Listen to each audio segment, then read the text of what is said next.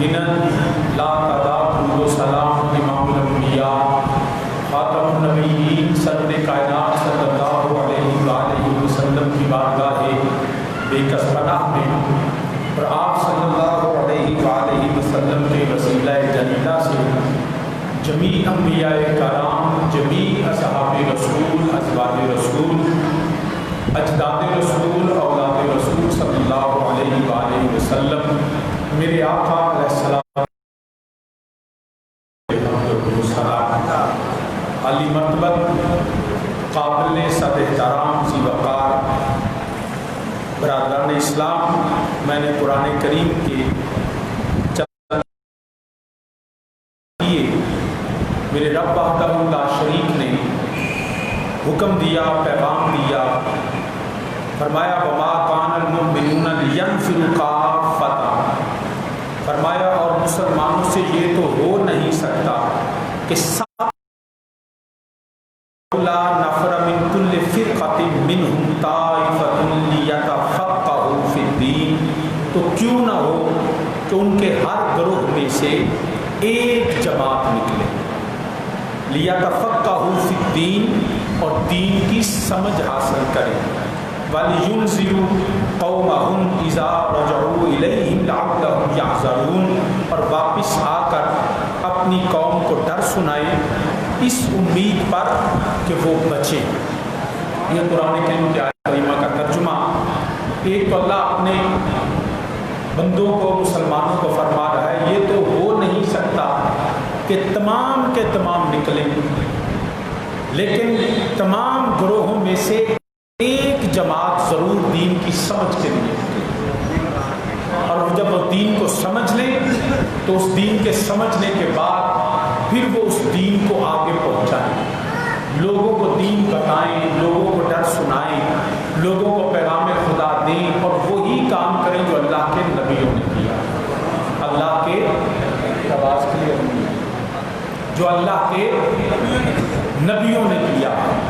برادران اسلام، سب سے پہلے اس بات کو سمجھ لیجیے کہ اس کے جو پچھلی آیات ہیں وہ یہ ہیں، یہ غزوہ تبوک سے اگلی آیات ہیں کہ جب رب ذوالجلال نے اپنے حبیب کریم صلی اللہ علیہ وآلہ وسلم کو جہاد کا حکم فرمایا اور میرے نبی کے غلام جہاد کے لیے نکلے، تو کچھ افراد ٹھہر گئے، وہ نبی کے ساتھ جہاد کو نہ نکلے، اور انہوں کے عذر بھی تھے، کچھ جو تھے وہ منافق تھے، ان منافقوں نے اپنی منافقت کی وجہ سے نبی کے ساتھ نہ گئے، کچھ میرے نبی کے سچے صحابہ تھے لیکن وہ اپنے بشری تقاضوں کے تحت، وہ ان کے دل میں منافقت نہیں تھی مگر وہ بشری ایسے معاملات باہر پکے ہوئے، اچھا میں کل چلا جاؤں گا، تو اس وجہ سے وہ رہ گئے۔ تو ان کے حوالے سے فرمایا پہلا حکم یہ تھا کہ جب نبی نکل رہے تھے تو تم سب میرے نبی کے ساتھ نکلو، سب کے ساتھ میں سب میرے نبی کے ساتھ سفر کرتے۔ اس کا ذکر بھی اللہ رب العزت نے قرآن کریم میں فرمایا یا اتقوا اللہ وکونوا مع الصادقین، فرمایا ایمان والو اللہ سے ڈرو اور سچوں کے ساتھ نکل جاؤ، مع الصادقین، جو صادق ہیں، جو اپنی زبان میں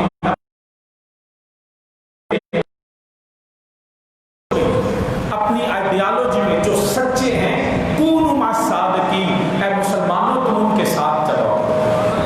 وہ نبی کے وہ صحابہ، بالخصوص خلفائے راشدین، بالخصوص اہل بیت رسول صلی اللہ علیہ وسلم، بالعموم ہر وہ خدا کا بندہ، وہ نبی کا غلام جو اس طرح اپنے آپ کو جو ہے مٹا کے اپنے خدا کے دین کے لیے کام کرتا، تو وہ سب کے سب سچے ہیں۔ فرمایا ما کان لأہل المدینہ ومن حولہم من الأعراب، فرمایا جو اے مدینے والو جن اور ان کے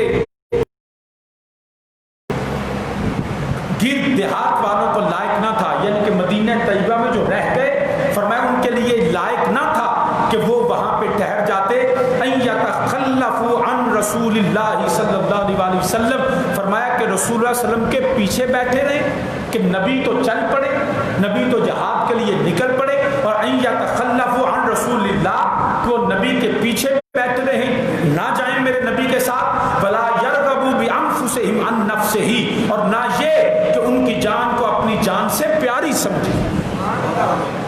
تیز اجلا نے پہلے حکم دیا کہ جب نبی نکلے تھے تو تمہیں چاہیے تھا میرے مصطفیٰ کے ساتھ نکل پڑتے، اپنے باغوں کا، اپنی زمینوں کا، اپنی جائیدادوں کا، اپنے مالوں کا تمہیں کوئی پرواہ نہیں ہونی چاہیے، حتیٰ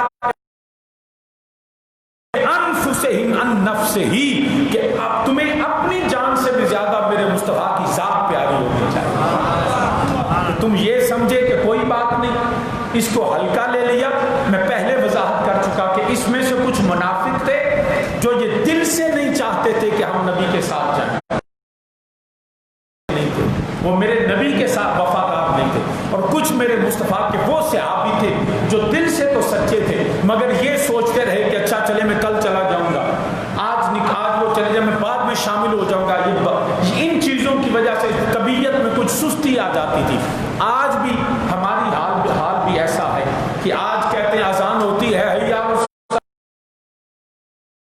اسی کہنے چلو کوئی گل نہیں، انہیں آخری رکعت رالی جاواں، بیٹھے رہتے ہیں، اچھا کوئی نہیں بس یہ بات ختم ہو جائے پھر ہم نماز میں شامل ہوتے ہیں، اچھا چل کوئی نہیں جب جماعت نکل گئی تو کوئی بات نہیں، ابھی بڑا وقت پڑا ہے ہم ابھی نماز پڑھ لیں گے۔ حتیٰ کہ ان کاموں میں، کبھی بزنس میں، کبھی کاروبار میں، کبھی باتوں میں، کبھی دوستوں کی محفل میں ہم جو ہے وہ اس کو ترک کر دیتے ہیں۔ یہ مزاج ہمارا بھی بن چکا ہے، لیکن ابھی بعض اوقات یہ سوچا اچھا کوئی بات نہیں ہم ابھی مل جائیں گے، ابھی تو نبی وہاں ایک دن ذرا گھوڑا تیز دوڑا لیں گے۔ تو میرے مصطفیٰ علیہ السلام کے صحابہ دل سے سچے تھے مگر طبیعت میں اس طرح کا مزاج آ گیا کہ ابھی میں شامل ہو جائیں گے۔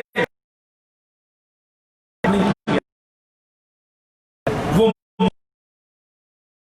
صحابہ ہوتے ہیں، جو صحابی ہوتا ہے وہ منافق نہیں ہوتا، اور جو منافق ہوتا ہے وہ مصطفیٰ کا صحابی نہیں ہوتا۔ لوگوں نے منافقوں کی مثالیں لے کے میرے نبی کے اصحاب پہ چسپاں کر دی۔ دل میں نبی کا بغض رکھنا اور بات ہے، تو مزاج میں انسانی تقاضوں کے تحت کچھ سستی اور بات ہے۔ میں یہ تو ماننے کے لیے تیار ہوں کہ میرے مصطفیٰ علیہ السلام کچھ ایسے عمل ہوئے لیکن میرے نبی کے صحابہ دل سے میرے نبی کے وفادار، نبی سے محبت بھی کرتے تھے، نبی سے عشق بھی رکھتے تھے، نبی پاک صلی اللہ علیہ وسلم سے پیار بھی کرتے تھے، لیکن بشری تقاضے کچھ ایسے عمل سرزد ہو جانا یہ کوئی بڑی بات نہیں، بلکہ ایک وہ مشہور روایت ہے کہ ایک شخص میرے کریم آقا علیہ السلام کے بارگاہ میں حاضر ہوتا اور وہ شراب کے نشے میں ہوتا۔ صلی اللہ علیہ وسلم نے فرمایا اس پہ حد جاری کر دو۔ ایک دن حد لگی، پھر دوبارہ نشے میں میرے نبی کی بارگاہ، نبی نے فرمایا حد جاری کرو۔ جب متعدد مرتبہ ایسے ہوا تو ایک صحابی نے اس کو دیکھا، تمہارے اس عمل پہ لعنت، تم پہ لعنت ہو معاذ اللہ کہ تم شراب پی کے میرے نبی کی بارگاہ میں آ جاتے ہو۔ میرے نبی نے رو کے فرمایا خبردار، تمہیں یہ پتہ نہیں یہ مجھ سے محبت کرتا ہے۔ تو کسی نبی کے اصحاب پہ بالخصوص اور بالعموم کسی مومن پہ لعنت کرنا جائز نہیں۔ ہاں یہ کہا جا سکتا ہے کہ لعنت اللہ علی الکاذبین، جھوٹوں پہ اللہ کی لعنت، لیکن کسی مومن کو معین کرنا اس کا شریعت اجازت نہیں دیتی۔ لعنت صرف یقینی کفر والوں پہ ہے، گناہ گار جتنا بھی ہو اس کے عمل کے حوالے سے تو جب کہا جا سکتا ہے، لیکن اس کی ذات پہ لعنت نہیں کی جا سکتی ہے، کیونکہ لعنت کا حقدار کافر ہوتا ہے۔ مومن جتنا بھی ہو میرا اللہ اس کو لعنت کا مطلب ہے کہ تم خدا کی رحمت سے دور ہو جاؤ۔ ارے گناہ گار جتنا بھی ہوگا میرے رب کی رحمت اس کی پھر بھی ہے، اس کے ساتھ گناہ گار کے لیے رحمت ہے، روز قیامت کافر کے لیے کوئی رحمت نہیں ہے، پھر اللہ کا عدل ہوگا۔ فرمایا تم نے خود اپنے کیے گا، گناہ گار جتنا بھی ہوگا، بلکہ میرے نبی نے تو اس حد تک عرض کر دیا الہی جتنے گناہ گار ہیں میری شفاعت ان لوگوں کے لیے ہے جو گناہ کبیرہ کے مرتکب ہیں۔ میرے نبی نے تو جو گناہ کبیرہ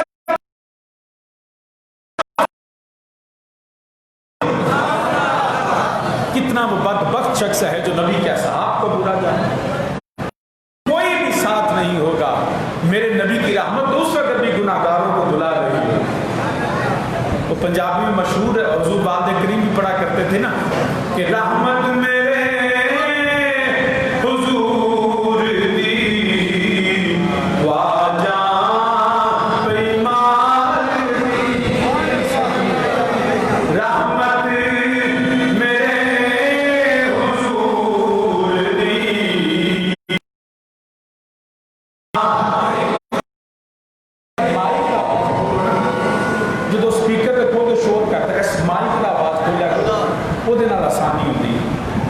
تو سامنے جو کر مل کے میرے نام رکھو رحمت میرے حضور دی واجہ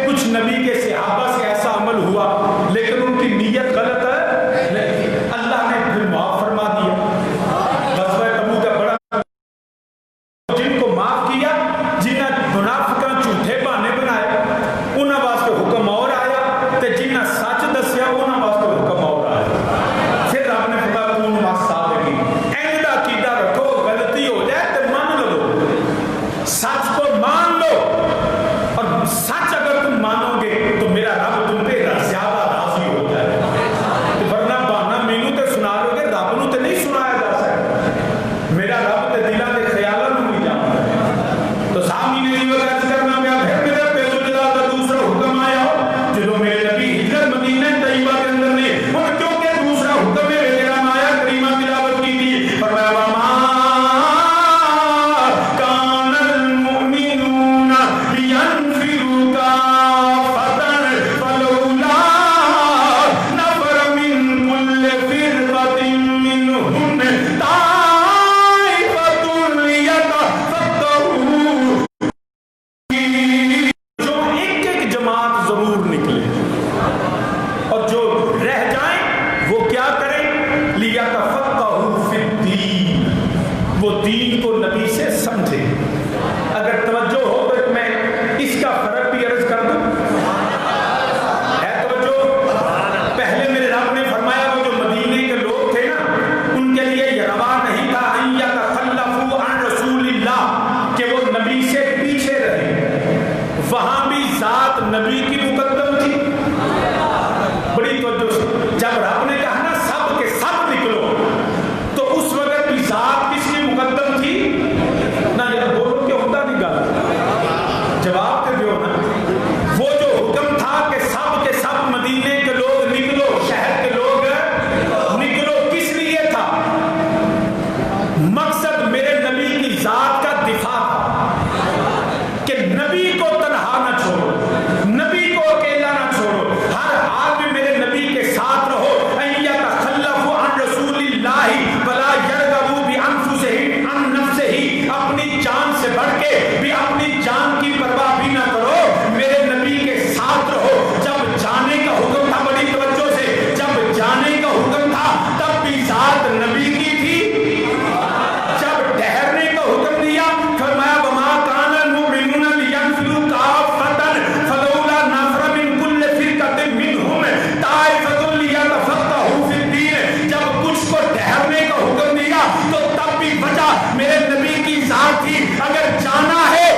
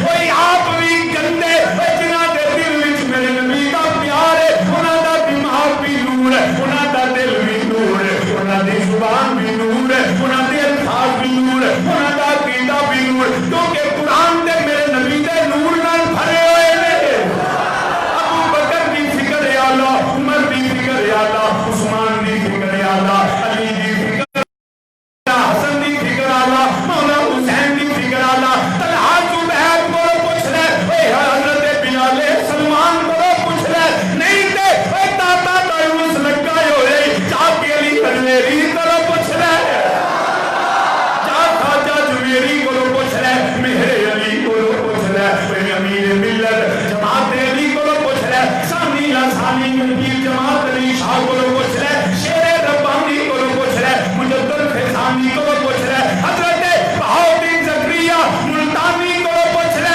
اے ملیالہ شریف پیر نواب شاہ کو پوچھ لے تاجدار حافظ آباد پیر شبیر شاہ کو پوچھ لے قدر نبی دا اے جان میں قدر نبی دا قدر بھلانا اے قدر بھلانا بلبل جانے ساب مارا والی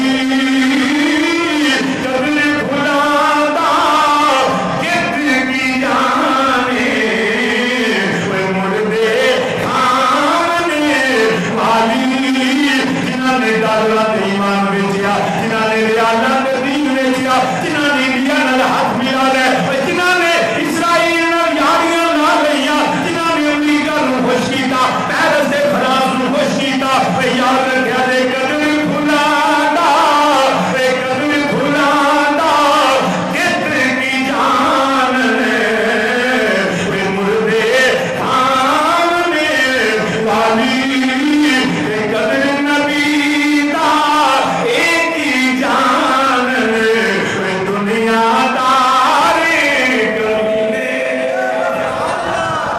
جن کو کیا پتا ان کمینوں کو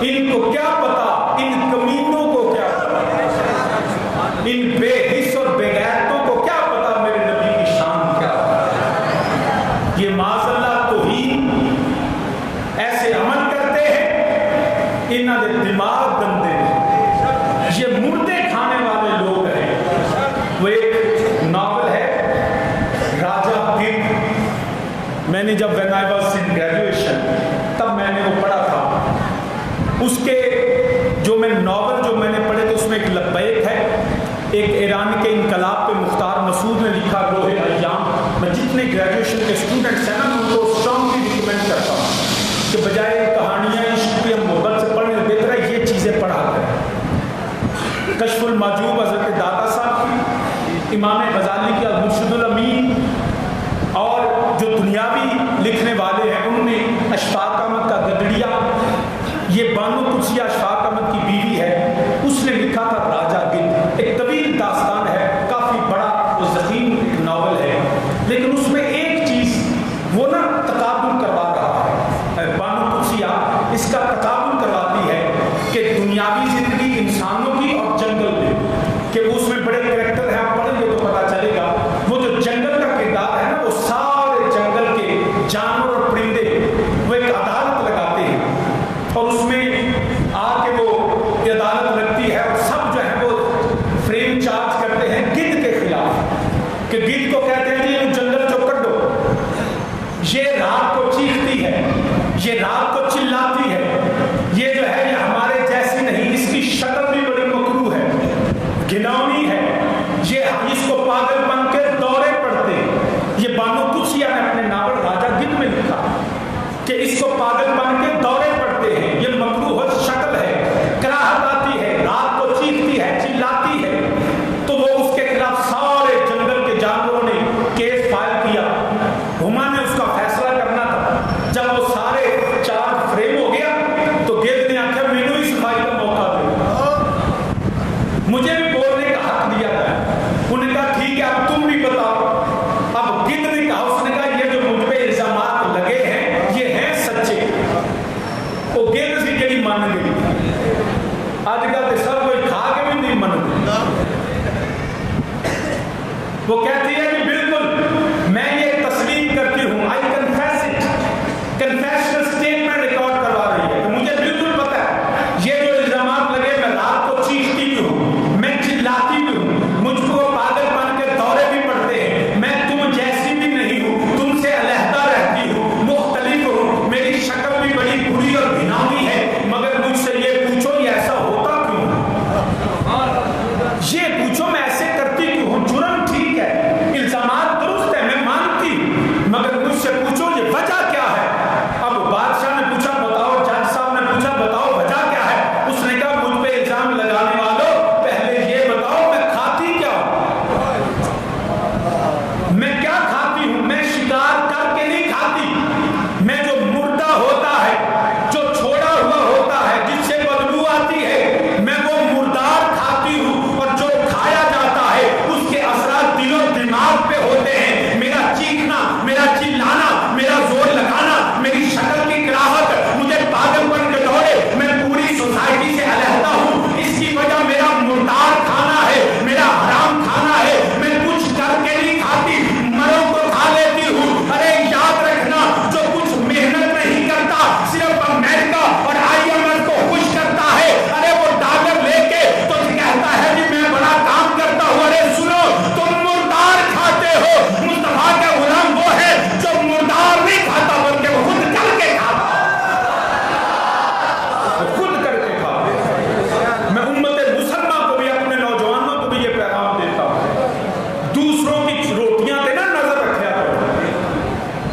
وہ کافی روح جب بیدار ہوتی ہے جوانوں میں, نظر آتی ہے ان کو اپنی منزل. تو جے گد تو باز جنا باز نہ شاہی, وہ اقبال نے کہا تھا پرواز ہے دونوں کی ایک جہاں میں, مگر شاہی کا جہاں اور ہے, کرکس کا جہاں اور.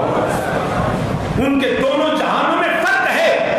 امت مسلمہ کے نوجوانوں, تم میں عقاب جیسی طلب ہونی چاہیے جو جھپٹتا ہے, پلٹتا ہے, پلٹتا ہے, جھپٹتا ہے. یہی اس کے خون کو گرم رکھنے کا بہانہ ہے. ارے عقاب مردار نہیں کھاتا, بھوکا رہ لیتا ہے. وہ اپنی طاقت سے خود پکڑتا ہے, شکار کرتا ہے, وہ مردار نہیں کھاتا.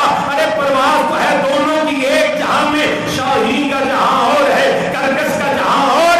ارے مسلمان نوجوان, تم مانگ کے نہ کھا, تم قرضہ لے کے نہ کھا, ارے تم کسی کے سہارے پہ نہ جی, تیرا سہارا خدا اور رسول ہے. بھوکا رہ لے مگر مانگ کے کھانا مصطفیٰ کے غلاموں کا طریقہ نہیں ہے. مانگ کے کھانا طریقہ نہیں ہے. کر کے کھاؤ, تھوڑا کھاؤ, بھوک رکھ لو, مگر نہیں. نبی کے غلام یوں نہیں کیا کرتے, نبی کے غلام یوں کیا کرتے. چھوڑ دو جب تک مانگتے رہو گے.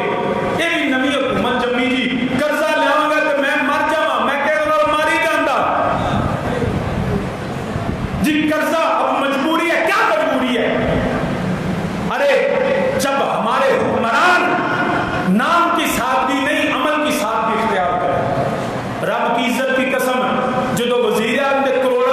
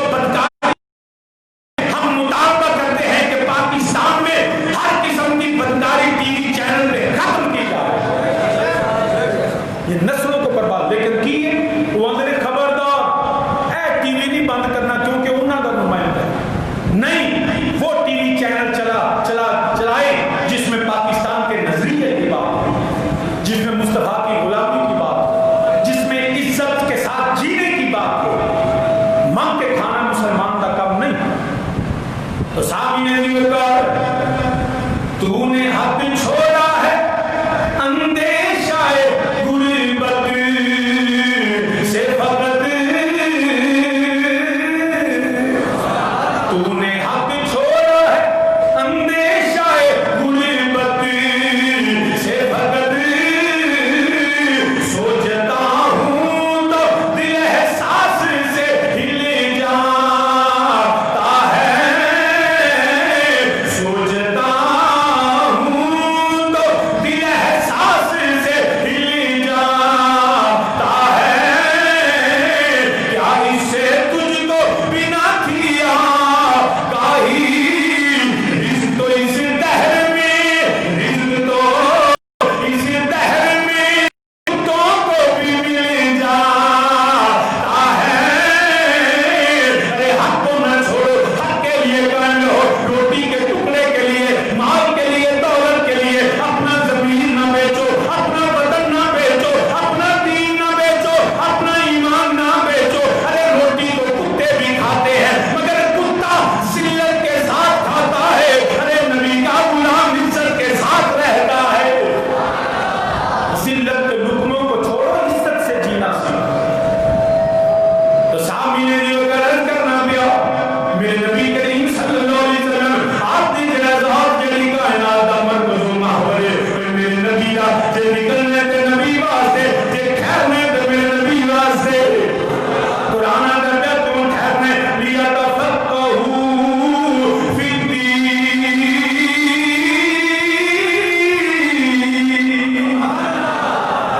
قرآن دا ٹھہرو مگر کس کے لیے؟ نبی کے لیے۔ اور صرف ٹھہرنا نہیں، لیا تفقہوا فی الدین، دین میں جو ہے وہ سمجھ حاصل کرو۔ فقہ کیا ہے؟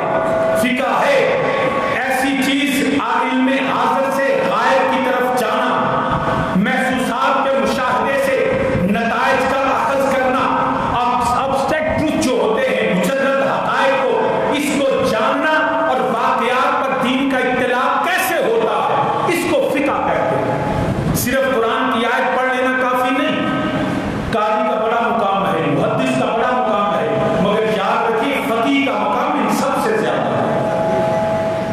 جو دین کو سمجھ حاصل کرتا ہے، دین کی سمجھ کے ساتھ ساتھ وہ دین مصطفیٰ صلی اللہ علیہ وسلم کو سمجھتا ہے، سیکھتا ہے اور پھر لوگوں کو دین کی بات بیان کرتا ہے۔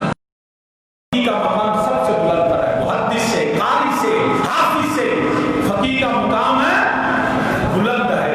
تو اس لیے قرآن نے کہا لیا تفقہوا فی الدین، قرآن کو پڑھنا ہی نہیں، قرآن کو سمجھنا بھی ہے، قرآن کو سمجھنا بھی ہے۔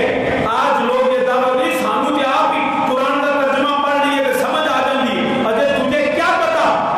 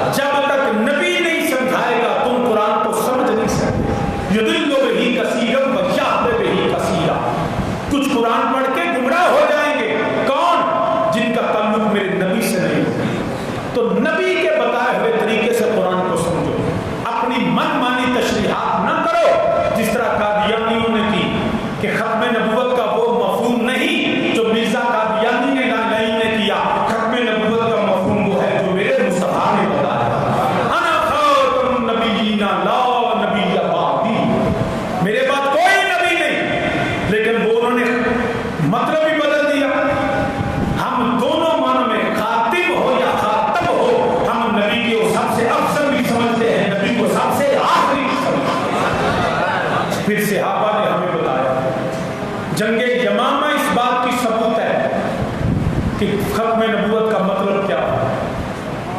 پھر میرے نبی کے اصحاب، پھر اصحاب میں سے بعض اصحاب فقیہ تھے.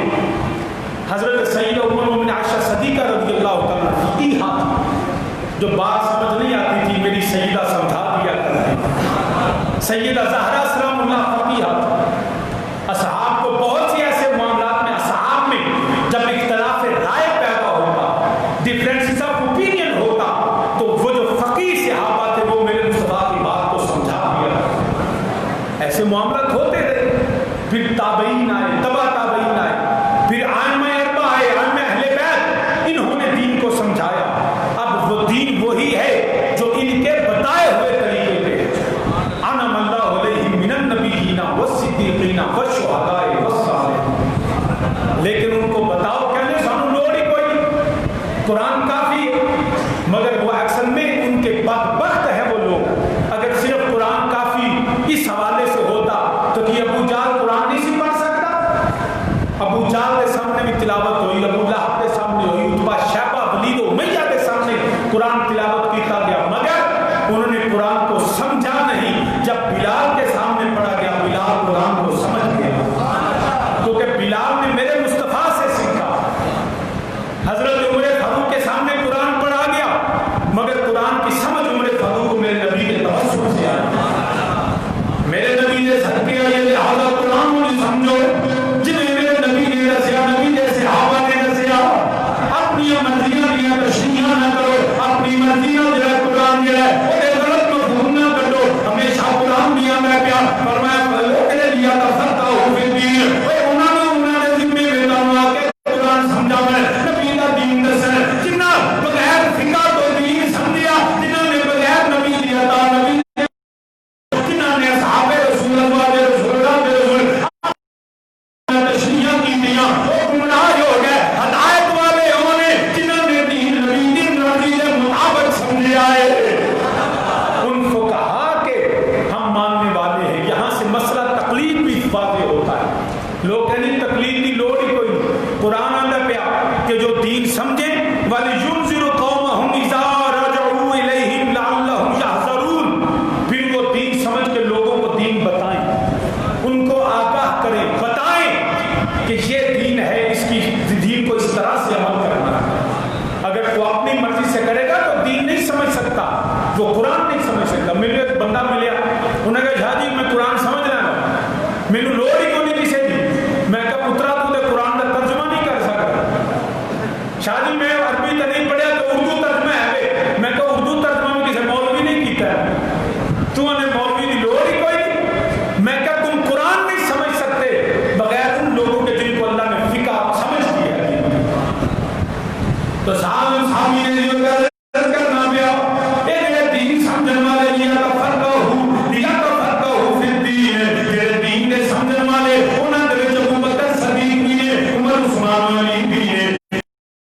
دین سمجھیا، مولا علی نے دین سمجھایا، پھر صحابہ نے سمجھا، تابعین نے سمجھا، پھر امام اعظم ابو حنیفہ، امام شافعی، امام احمد بن حنبل، امام مالک نے سمجھا. انہاں دے ذریعے سارے کو دین آیا. داتا علی میری خواجہ میری میری جماعت میری آج دو کے شخصیات بہت زیادہ جنہاں دے آئے ماہ سفر کے اندر ان سے مبارک ہے، مگر میں صرف ان مدد نہیں عرض کرنا پیا. ایک دین سمجھن والیاں وچوں حضرت الفیضانی نے انہاں دین حضرت داتا علی اجمیری نے، امام احمد رضا بریلوی نے، ان لوگوں نے دین سمجھا اور دین سمجھایا.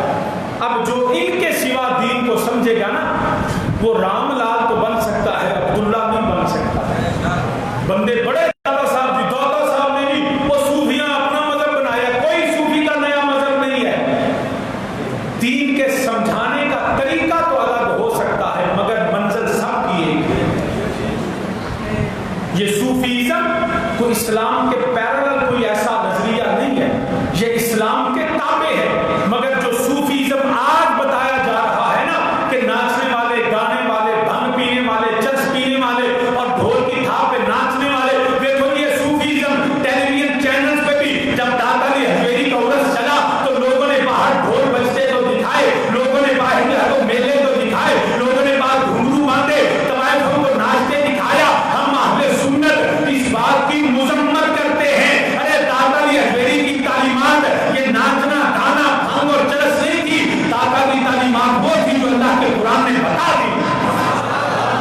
دین مصطفیٰ کا پیغام تھا. لیکن صوفیزم کے نام پہ یہ ماڈرن ایک طریقہ بتایا گیا, وہ جی بھنگ پینے والا, چرس پینے والا صوفی ہوتا ہے. بالکل غلط. ہم اس عمل کی مذمت بھی کرتے ہیں, لعنت بھی بھیجتے ہیں نشہ کرنے والے.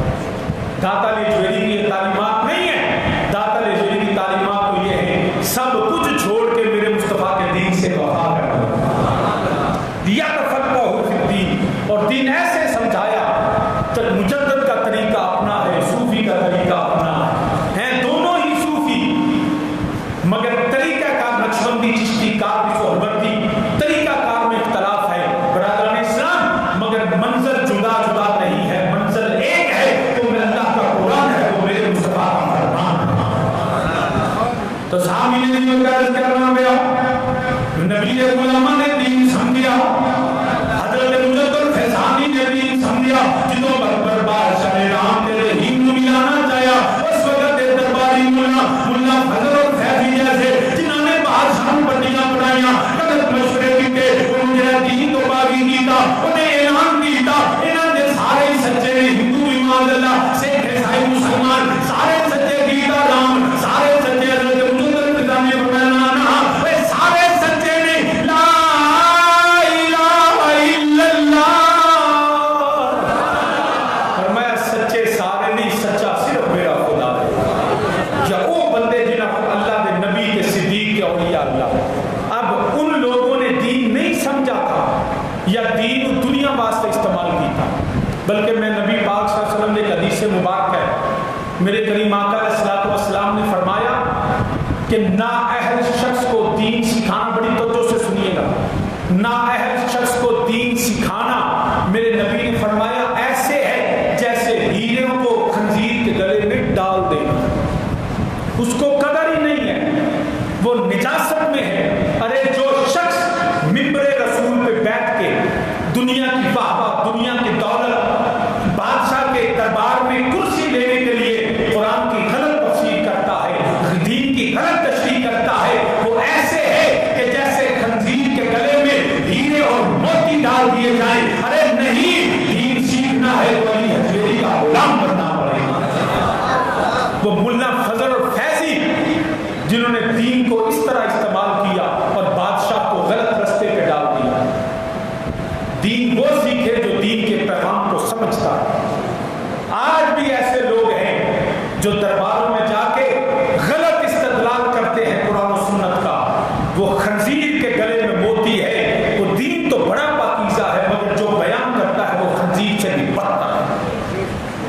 نبی کا دین دنیا کے جاہ و جلال کے لیے نہیں, خدا کی رضا کے لیے. خدا نے احترامات واسطے جنہیں دنیا واسطے دین سکھانا کا بیڑا غرق ہو گیا کہ حقیقت اس دنیا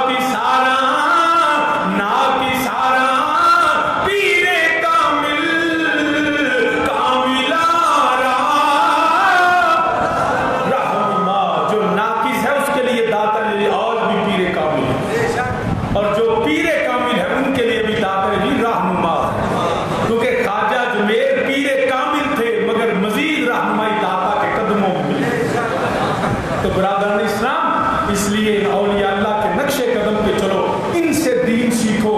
عام دین کی